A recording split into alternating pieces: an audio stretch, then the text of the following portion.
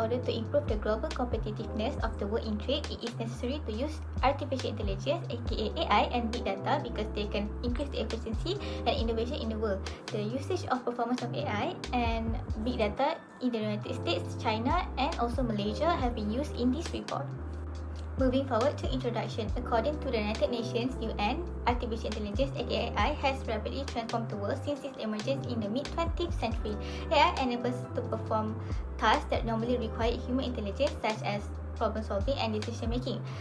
We have three main objectives. We started off with analyze how AI and big data affect the improvement of trade analysis and also predictions in the United States, China, and also Malaysia. For the second objective, we have assessed the influence of AI and big data on productivity, innovation, and also trade competitiveness. And for the last objective, we have assessed the contribution of AI and big data to the growth of industries and the trade performance in those three countries. So, we move to literature review and conceptual framework. Artificial intelligence and big data are important tools that make trade stronger. AI help companies work faster and cheaper, while big data give useful information for better decisions. Together, they support the digital economy through online business and finance, making countries more competitive. Theory also explain this, which is a comparative advantage. Say countries should focus on goods they produce at lower cost, and AI help find those markets. Hatcher only show trade depends on labor, capital, and technology, and AI improve this. New trade theory highlight innovation and scale, while endogenous growth theory say knowledge drive growth, which is AI and big data provide that knowledge. Studies prove the impact.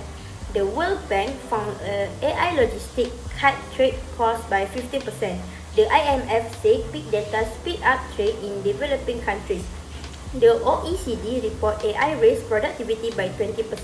UNCTAD warned SME risk being left behind, and WTO said digital tools lower trade barriers. In short, AI and big data increase productivity, bring innovation, and upgrade industry. This makes trade more competitive and important export, global market share, and economic growth. For our methodology, we use a comparative qualitative analysis approach.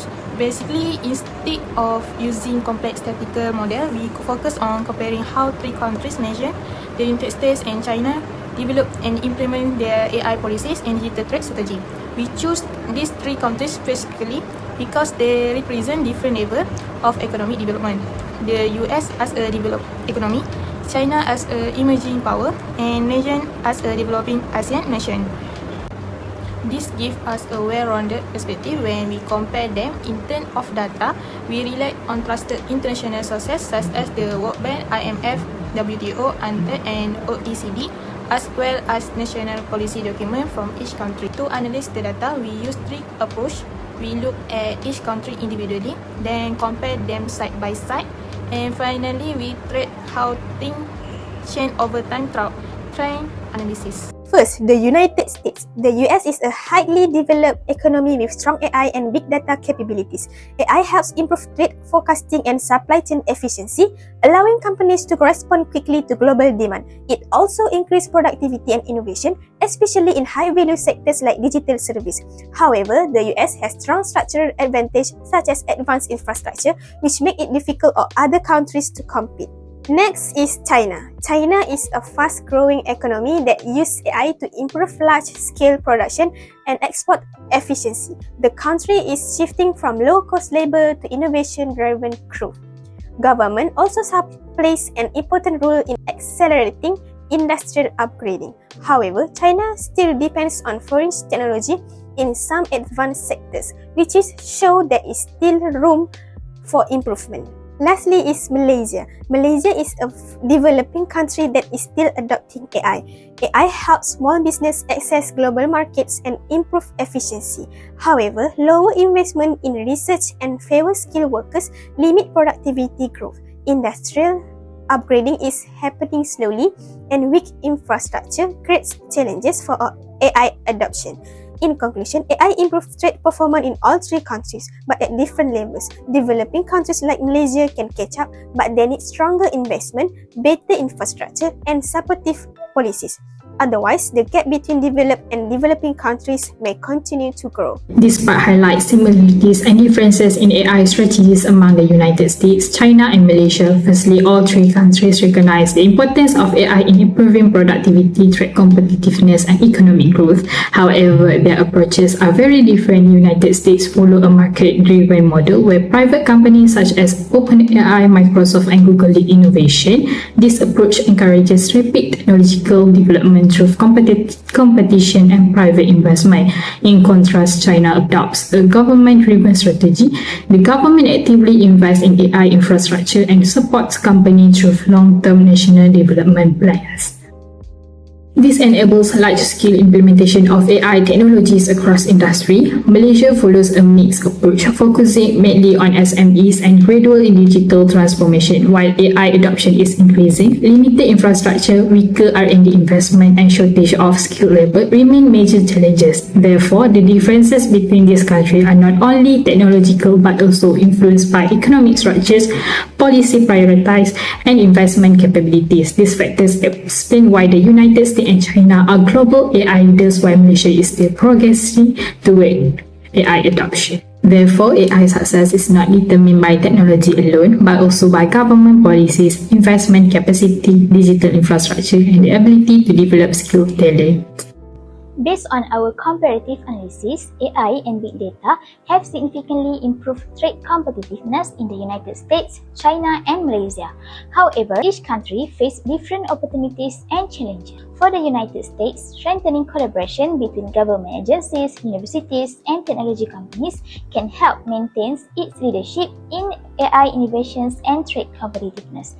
Meanwhile, for China, increasing investment in domestic AI technologies and expanding AI development to less developed regions can support long-term economic growth and reduce regional disparities. For Malaysia, the government should establish an AI trade transformation fund and AI adoption hubs to help SMEs access AI tools, technical expertise, and advisory services.